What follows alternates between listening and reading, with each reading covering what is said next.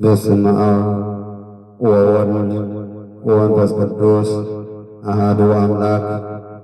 የሐምሌ 19 የቅዱስ ገብርኤል ወቂርቆስ ወኢየሉጣ የማኅሌት ምስባክ ወይም ዘነግ ወአጽአንከ ሰብአ ዲበ አርእስቲነ አእለፍከነ ማእከለ እሳት ወማይ ወአውጻእከነ ውስተ ዕረፍት። መዝሙረ ዳዊት 65 ከቁጥር 12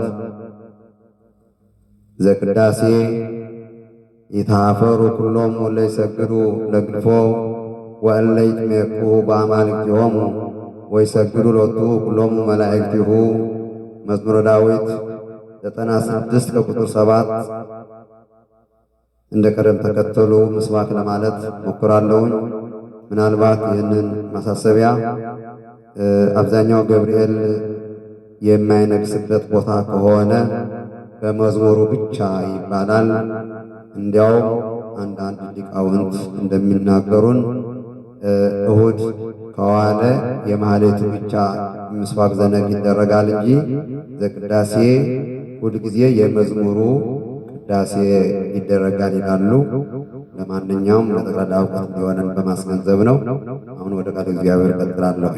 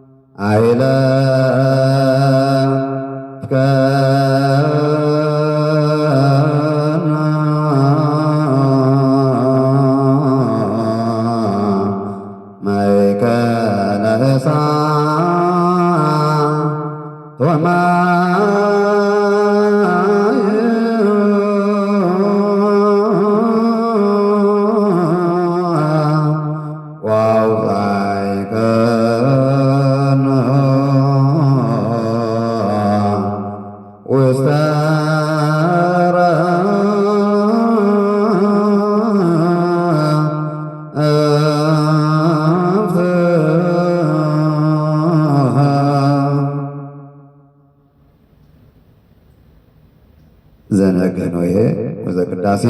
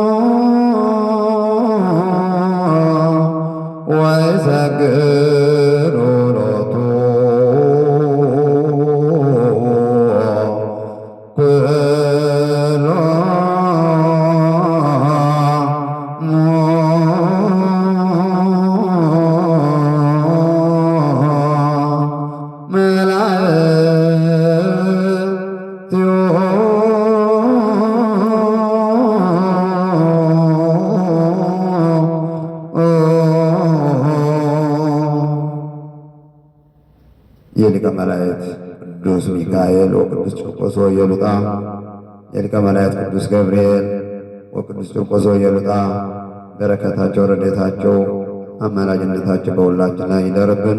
ወስብሐት ለእግዚአብሔር አሜን።